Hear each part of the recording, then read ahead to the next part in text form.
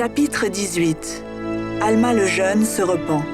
Le roi Mosia fait d'Alma le chef de l'église de Zarahemla.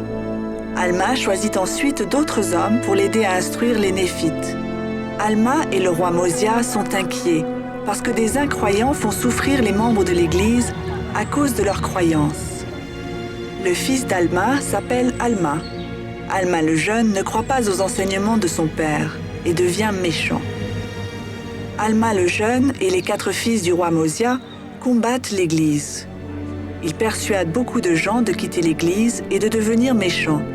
Alma prie pour que son fils apprenne la vérité et se repente. Alma le jeune et les fils du roi Mosia continuent d'essayer de détruire l'église.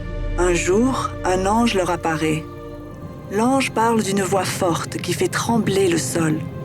Les 5 jeunes gens ont tellement peur qu'ils tombent sur le sol. D'abord, ils ne comprennent pas ce que l'ange dit. L'ange est apparu en réponse aux prières des membres de l'église. L'ange demande à Alma le jeune pourquoi il lutte contre l'église. Le sol tremble lorsque l'ange dit à Alma le jeune d'arrêter d'essayer de détruire l'église. Alma le jeune et les fils de Mosia retombent par terre. Ils ont vu un ange et ils savent que c'est la puissance de Dieu qui a fait trembler le sol. Alma le jeune est tellement étonné qu'il ne peut plus parler. Il devient si faible qu'il ne peut même pas bouger les mains. Les fils de Mosia portent Alma le jeune à son père et lui disent tout ce qui leur est arrivé. Alma est heureux. Il sait que Dieu a répondu à ses prières. Alma rassemble une multitude de personnes pour qu'elle voie ce que le Seigneur a fait pour son fils et pour les fils de Mosia. Avec les autres dirigeants de l'Église, Alma jeûne et prie et demande à Dieu d'aider Alma le jeune à recouvrer ses forces. 2 jours et 2 nuits plus tard, Alma le jeune est capable de parler et de bouger. Il dit aux gens qu'il s'est repenti de ses péchés et que Dieu lui a pardonné.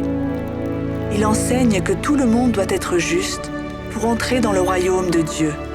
Il parle aussi de la grande souffrance qu'il a ressentie à cause de ses péchés. Alma le jeune est heureux parce qu'il s'est repenti et que Dieu lui a pardonné.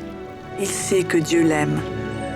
Alma le jeune et les fils du roi Mosia commencent à enseigner la vérité dans tout le pays en disant à chacun ce qu'ils ont vu et entendu. Ils essaient de réparer le mal qu'ils ont commis. Ils expliquent les Écritures aux gens et les instruisent au sujet de Jésus-Christ. Dieu bénit Alma le jeune et les fils de Mosia quand ils enseignent l'Évangile.